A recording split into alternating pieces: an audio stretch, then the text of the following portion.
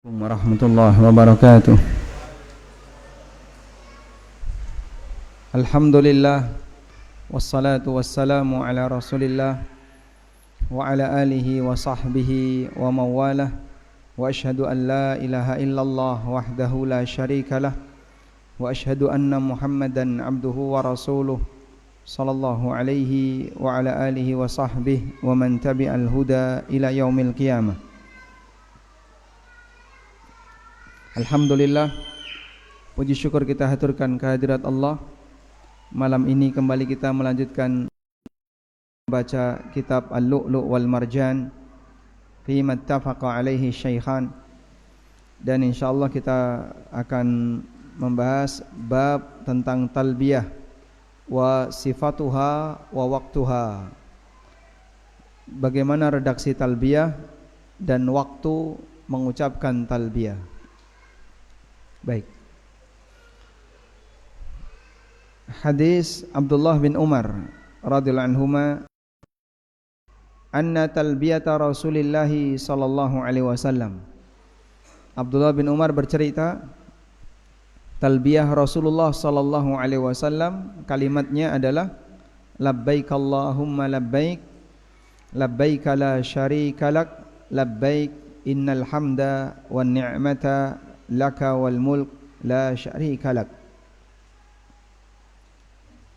Labbaika, aku sambut panggilanmu ya Allah, aku sambut panggilanmu. La syarika lak, tidak ada sekutu bagimu. Sesungguhnya segala pujian nikmat hanya milikmu. Wal mulk, demikian pula kerajaan. La syarika lak, tidak ada sekutu bagimu. Talbiyahnya Nabi SAW dengan kalimat seperti ini. Coba kita lihat talbiyahnya orang musyrik. Orang musyrik mengucapkan talbiyah. Labbaika Allahumma labbaik. Labbaik Allahumma labbaik. Labbaika la syarika lak illa syarikan huwa laka illa syarikan huwa lak tamlikuhu wa ma malak.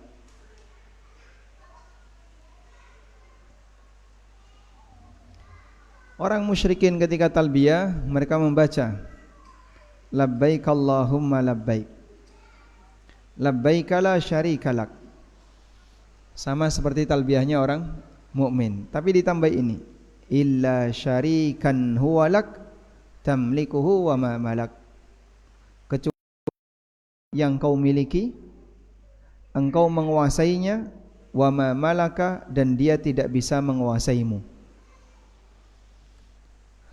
Ketika mengucapkan kalimat labbaik Allahumma labbaik labbaik la syarika lak, begitu dia tambahkan labbaik la syarika lak illa syarikan huwa lak tamlikuhu wa ma malak, maka jadi syirik. Tidak ada sekutu bagimu kecuali sekutu yang kau miliki. Mereka tidak mau meninggalkan sekutu Allah. Maka sampai pun dalam lafaz talbiyah kata sekutu tetap dicantumkan. Baik. Selanjutnya terkait talbiyah. Ada talbiyah umrah.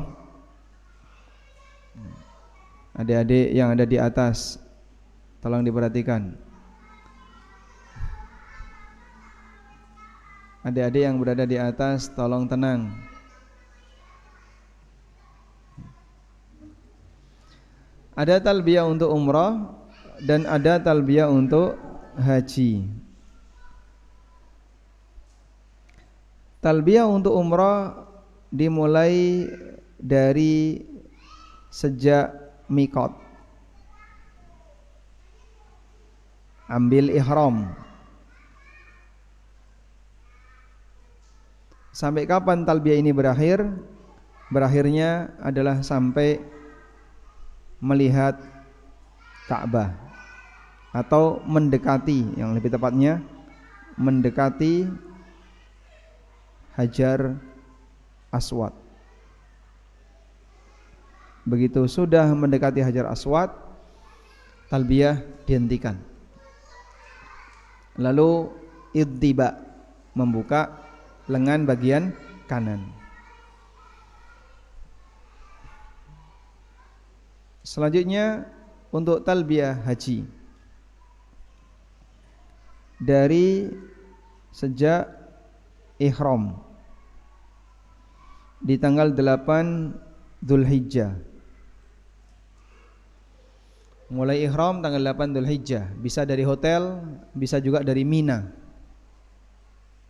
sampai lempar jumrah Aqabah.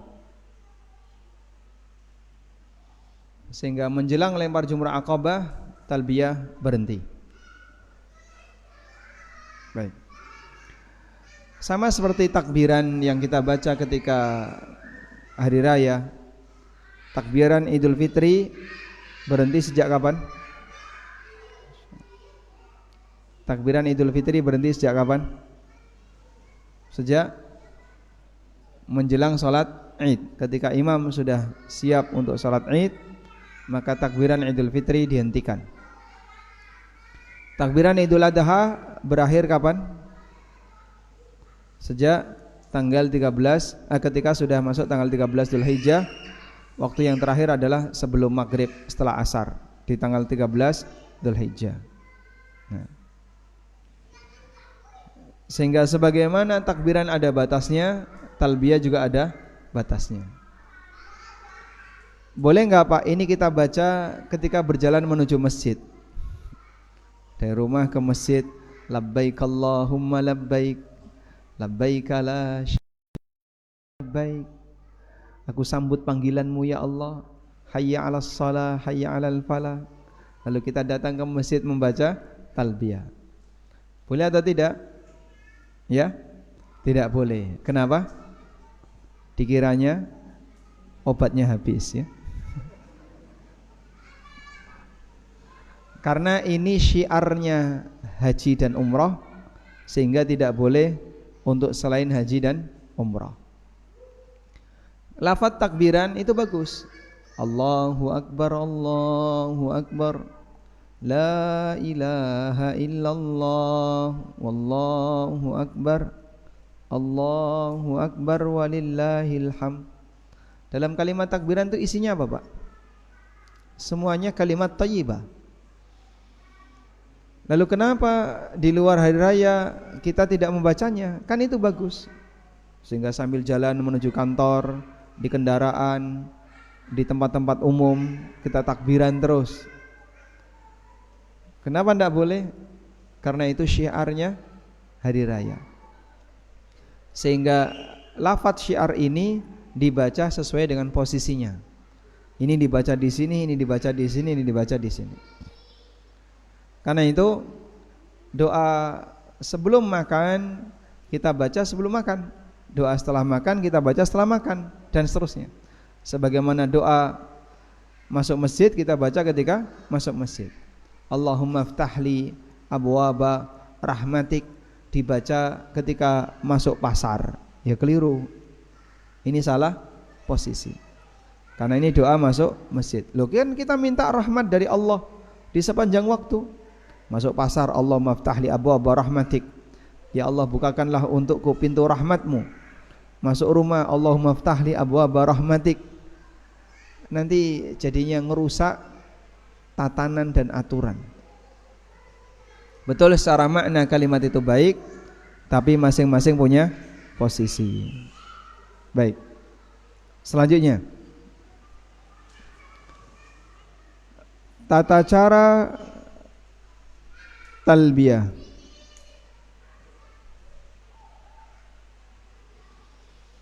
Tata cara talbiyah untuk yang laki-laki dikeraskan suaranya.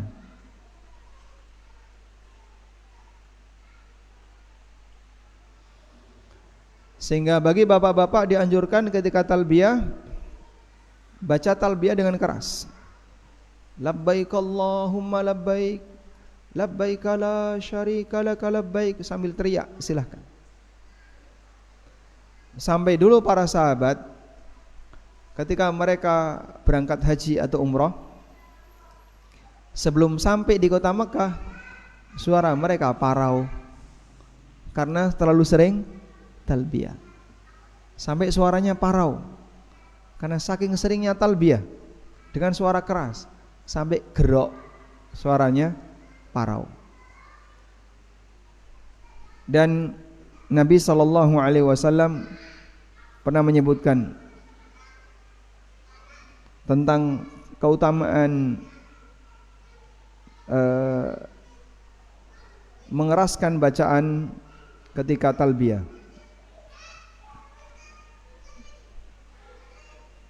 Dari Abu Bakar As-Siddiq radhiyallahu anhu bahwa Nabi SAW pernah ditanya, Ayyul haji afdal, haji apakah yang paling afdal?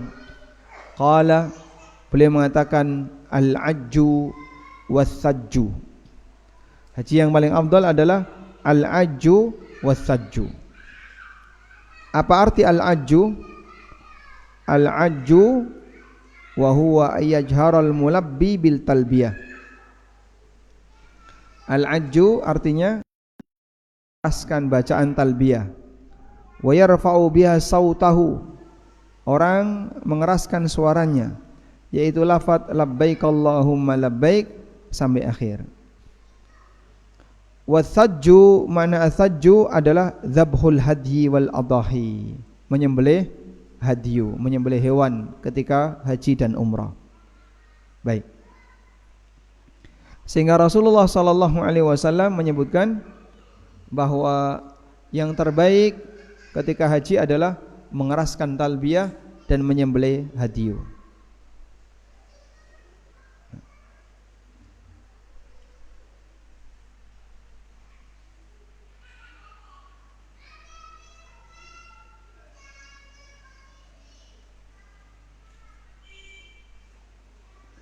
Dan juga ada hadis yang lain.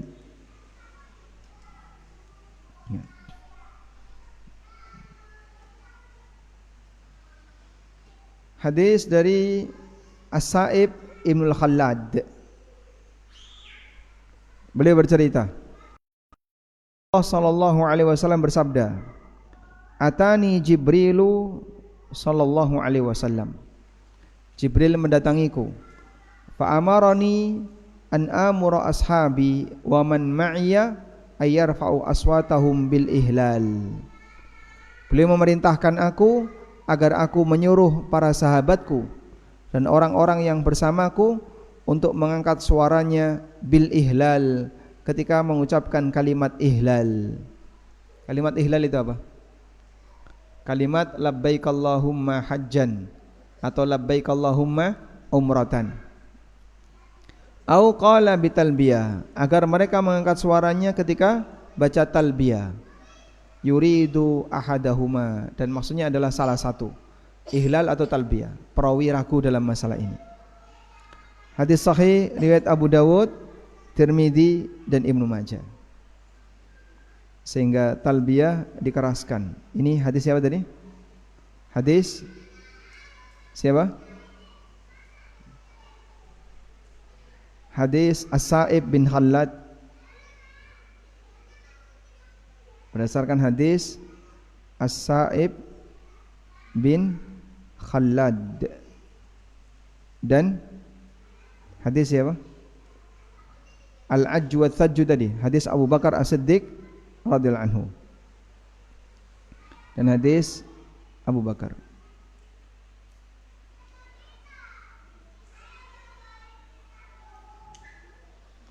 Afdalul hajj al-ajju was-sajju. Haji yang paling afdal adalah al-ajju was-sajju. Sementara untuk perempuan talbiyahnya pelan, baca dengan pelan, tidak perlu dikeraskan. Baik. Selanjutnya, sebagian ulama ketika membaca talbiyah ketakutan. Ada ulama yang takut saat talbiyah.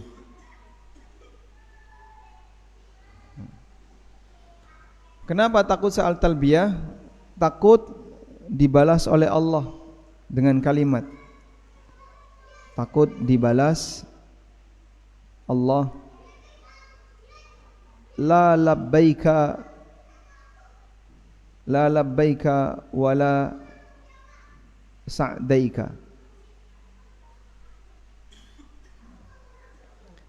Saat kita mengucapkan labbaik Allahumma labbaik, lalu Allah balas dengan mengatakan la labbaika wala sa'daik, enggak ada labbaik untuk kamu. Apa yang bisa kita bayangkan kalau kita datang dengan mengatakan aku sambut panggilanmu ya Allah, aku sambut panggilanmu, enggak ada sambutan untukmu. Berarti ini tamu yang tidak diterima oleh tuan rumah. Maka jika ulama di masa silam mereka ketakutan seperti ini, seharusnya kita lebih layak untuk takut. Dan tidak semua jamaah haji hajinya diterima oleh Allah. Bahkan banyak di antara jamaah haji yang mereka hajinya rusak. Jadi jangan bicara mabrur lagi, diterima saja belum tentu. Coba kita lihat ini. Berikut ini beberapa pengalaman para ulama salaf ketika mereka berhaji. Coba kita lihat di sini. Bagaimana kondisi Anas bin Malik saat ihram? Kana Anasun radhiyallahu anhu, Anas radhiyallahu anhu idza ahrama, kalau beliau ihram, lam yatakallam fi syai'in min amrid dunya. Beliau sama sekali tidak membicarakan masalah dunia hatta sampai beliau tahallul min ihramihi, dari ihramnya. Berapa lama itu? Dari Mekah, dari Madinah, Dzulhulaifah, Bir Ali. Perjalanan menuju Mekah 7 hari. Ditambah dengan kegiatan umrohnya sehari. 8 hari tidak membicarakan masalah dunia sedikit pun. Sampai tahallul. Sanggup enggak kira-kira kita? Coba dari Jumat sampai Jumat tidak pernah bahas dunia. Rasito nyambut gawe. Wa kana Ali bin Husain, Ali bin Husain ketika beliau ihram, wastawat bihi rahilatuhu, dan sudah siap di atas tunggangan, isfarra launuhu warta'ada, mukanya itu pucat terus gemeteran. Walam yastati ayyulabbiya, sampai enggak bisa untuk mengucapkan labbaik atau labbaik Allahumma umratan. Faqila lahu, lalu ada orang yang tanya, malaka, kenapa anda ini kenapa? Faqala, kemudian Ali ibnul Husain Zainul Abidin, ini yang bergelar Ali Zainul Abidin, beliau mengatakan, akhsha ayyaqulali, aku takut Allah membalas talbiyahku dengan mengatakan la labbaika wala sa'daik, enggak ada labbaik untuk kamu. Aku sambut panggilanmu ya Allah, enggak ada sambutan untukmu. Nah, sudah seharusnya orang takut seperti ini. Ketika Ja'far As-Sadiq, salah satu di antara keturunan Nabi SAW, beliau hendak mengucapkan talbiyah, taghayyara wajhuhu, wajah beliau berubah, pucat. Faqila lahu, lalu ada orang yang bertanya, malaka ya ibna Rasulillah sallallahu alaihi wasallam, apa yang terjadi dengan anda wahai putra Rasulullah sallallahu alaihi wasallam? Faqala, lalu beliau mengatakan, uridu an ulabbiya, aku ingin bertalbiyah, wa akhafu an asma'a ghairal jawab, tapi aku takut jangan-jangan yang aku dengar bukan jawaban yang seharusnya. Wa kana Syuraih rahimahullah, Al-Qadhi Syuraih, beliau seorang qadhi di zaman Ali. Idza ahrama, apabila berihram, ka'annahu hayyatun samma, seperti ular, min kasrati sumt, saking banyaknya diam, orangnya jadi pendiam, wa ta'ammul, dan banyak merenung, wal itraq lillahi azza wa jalla, dan banyak berzikir kepada Allah. Ini yang dilakukan oleh Al-Qadhi Syuraih. Jadi nampaknya sangat jauh dengan situasi kaum muslimin saat ini. Mereka kalau sudah memakai kain ihram, memang kegembiraan meluap-luap, tapi akhirnya kadang gak bisa jaga lisan, terus ngomongnya sembarangan, dan seterusnya. Padahal mereka sedang ihram. Yang ulama dulu kalau sedang ihram, guyon saja gak berani, bahas masalah dunia gak berani. Sehingga jangankan mereka bersenda gurau, guyon, bahas masalah dunia saja mereka gak berani, saking takutnya kepada Allah Subhanahu wa ta'ala. Wa hajja Masrukun famanama illa sajidan. Ketika Masruk itu berhaji, beliau tidak tidur kecuali dalam posisi sujud. Beliau tidak tidur kecuali dalam posisi sujud. Artinya apa? Saking seringnya bersujud, saking seringnya beribadah kepada Allah. Wa kana al-Mughirah ibnul Hakim As-San'ani, Mughirah bin Hakim As-San'ani, beliau berangkat haji dari Yaman jalan kaki. Wa kana lahu wirdun bil lail, dan beliau punya amalan rutin di waktu malam membaca 10 juz setiap malam. Nah, ketika melakukan perjalanan bersama rombongan, terus istirahat malam, maka beliau gunakan untuk sholat agar bisa menyelesaikan 10 juz. Maka beliau sholat menyelesaikan 10 juz, rombongannya berangkat, ditinggal. Beliau tetap sholat walaupun rombongannya berangkat. Akhirnya beliau ditinggal. Tsumma yalhaqu birukbi matalahiqa. Setelah itu beliau nyusul sendirian. Ketika nyusul sendirian, farubama lam yalhaqhum illa fi akhirin nahar. Terkadang baru ketemu rombongan setelah masuk waktu sore. Jadi dari malam tadi ditinggal sampai subuh selesai, beliau sholat subuh nyusul rombongan sendirian. Rombongan sudah jauh, sore baru tiba rombongan, berhasil nyusul. Nah, selanjutnya, ra'a ba'du sholihin al-hajj, sebagian orang soleh ketika melihat jamaah haji saat mereka keluar menuju Allah, fawaqafa yabki, maka orang soleh ini menangis, wa yaqulu wada'afa, thumma tanaffasa wa qala hadhihi hasratun man inqata'a minal wusul ilal bait fa kaifa takunu man inqata'a anil wusul ila rabbil bait. Orang soleh ini pun menangis. Lalu beliau mengatakan, betapa lemahnya diriku. Setelah itu beliau menghela nafas dan beliau mengatakan, sungguh sebuah kerugian ketika orang tidak bisa melakukan perjalanan menuju Baitullah. Bagaimana dengan ruginya orang yang terputus untuk menuju Rabbul Bait, Rabb sang pemilik Baitullah, sang pemilik Ka'bah. Ketika dia dijauhkan oleh Allah dari ibadah, itu adalah orang yang paling rugi. Dan mereka ketika haji itu serius, umrah juga serius. Abu Hazim mengatakan, dulu para sahabat Nabi SAW kalau mereka sudah ihram, sebelum sampai di daerah Ar-Rauja, hatta tubahu aswatuhum, suaranya sudah parau. Dan Ar-Rauja satu tempat yang tidak jauh dari Mekah. Baru sampai Rauja suaranya sudah habis.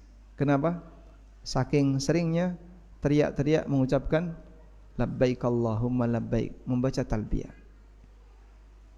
Karena mereka tahu di antara yang dicintai oleh Allah Subhanahu wa taala adalah membaca talbiyah dengan keras. Nah, kita kembali ke kitab Al-Lu'lu' wal Marjan. Dari apa yang tadi kita baca, kita mendapatkan pelajaran tentang bagaimana orang soleh di masa silam mereka melakukan ibadah haji, di mana mereka ketika haji itu sangat serius. Nah, kita sambung ke bab berikutnya. Ini tadi tentang talbiyah sudah kita baca. Berikutnya babu amri ahlil Madinah bil ihram min indi Masjid Dzul Hulaifah. Bab aturan penduduk Madinah untuk ihram dari Masjid Dzul Hulaifah. Hadis Ibnu Umar radhiyallahu anhuma.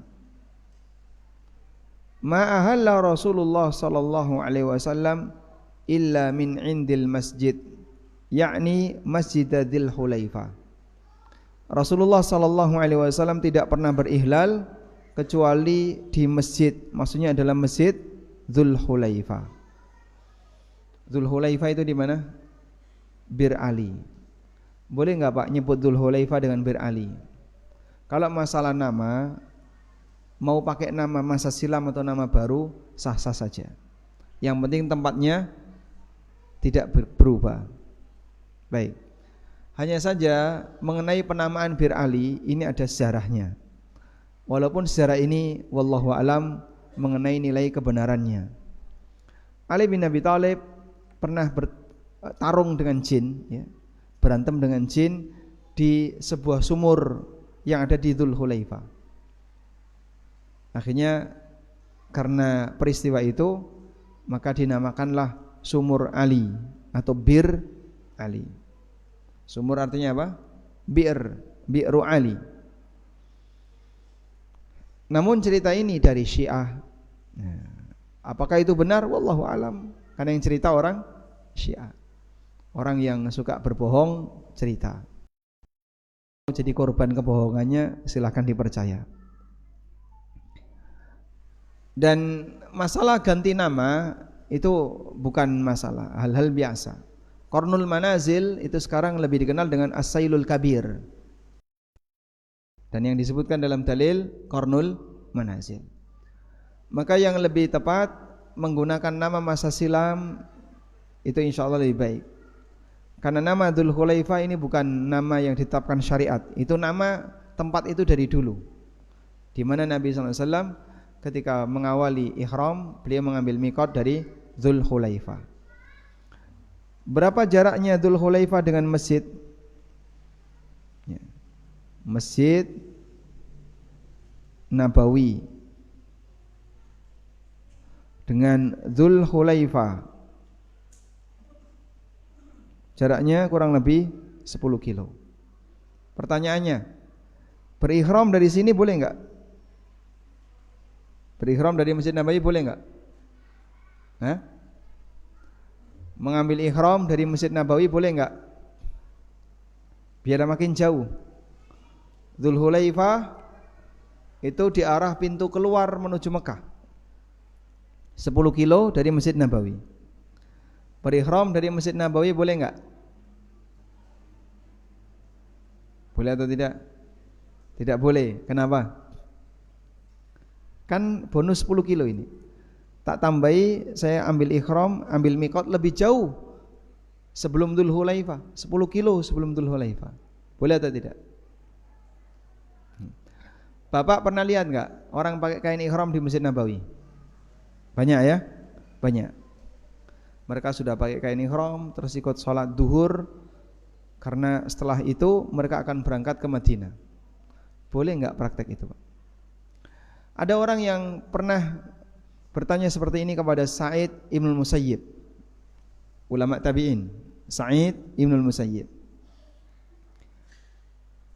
aku mau berihram dari Masjid Nabawi min hijrin Nabi SAW, bahkan maunya mengambil mikot dari Raudhah dekat rumah Nabi SAW. Tapi jawab Sa'id Ibnul Musayyib, enggak boleh. Akhsha an tusibakal fitnah, aku takut nanti kamu terkena fitnah. Lalu orang itu mengatakan, loh, amyalun aziduhu, aku cuma nambahkan beberapa mil saja, apa salahnya? Kan jadi lebih jauh. Saya tambahkan sekian mil, kurang lebih 10 kilo. Ya anggaplah mungkin 7 mil. Saya tambahkan 7 mil, apa salahnya? Lalu kata Sa'id Ibn Musayyib, fitnah yang menimpa kamu adalah ketika kau merasa lebih baik daripada cara Nabi SAW dalam mengambil mikot. Nabi SAW mengambil mikot dari Dzul Hulaifah. Kenapa kau ngambil mikot lebih jauh dari itu? Tidak boleh. Apa kau merasa lebih baik daripada apa yang dilakukan oleh Nabi SAW? Sudah? Ya, pertanyaannya, boleh enggak memakai kain ihram di Masjid Nabawi terus sholat di Masjid Nabawi dengan pakai kain ihram? Kan banyak itu jamaah-jamaah kayak gitu. Boleh atau tidak? Pernah lihat kayak gitu, Pak ya? Di Masjid Nabawi banyak kayak gitu. Boleh atau tidak? Hah? Kenapa enggak boleh? Menyelisih Rasul sallallahu alaihi wasallam. Boleh atau tidak? Boleh. Kalau cuman pakai kain ihram, belum tentu itu sama dengan mengambil mikot. Jadi pakaian seperti itu pakaian biasa. Dari dulu zaman Nabi SAW pakainya kayak gitu. Mau ke pasar, mau ke masjid, mau ihram enggak ihram ya kayak gitu pakaiannya. Gitu. Nah, mengambil mikot itu memulai niat ihram dari Masjid Nabawi itu enggak boleh. Jadi niatnya di mana? Nanti setelah di Dzul Hulaifah. Ganti bajunya di sini silahkan, tapi nanti di Dzul Hulaifah niat ihram. Kemudian berihlal labbaik Allahumma umratan. Karena yang membedakan antara ihram dan bukan ihram itu bedanya apa? Bedanya apa? Niat. Garis ini pemisahnya adalah niat. Seseorang disebut ihram ketika melewati niat ihram. Jadi begitu dia melewati niat ihram, jadi ihram. Wallahu a'lam. Baik. Demikian yang bisa kita bahas. Semoga bermanfaat. Sampai sini aja ya. Nanti habis adzan Isya kita segerakan qomat insyaallah. Wassallallahu ala nabiyyina Muhammadin wa ala alihi wa sahbihi wasallam. Wa akhiru da'wana anil hamdulillahi rabbil alamin. Wassalamu alaikum warahmatullahi wabarakatuh.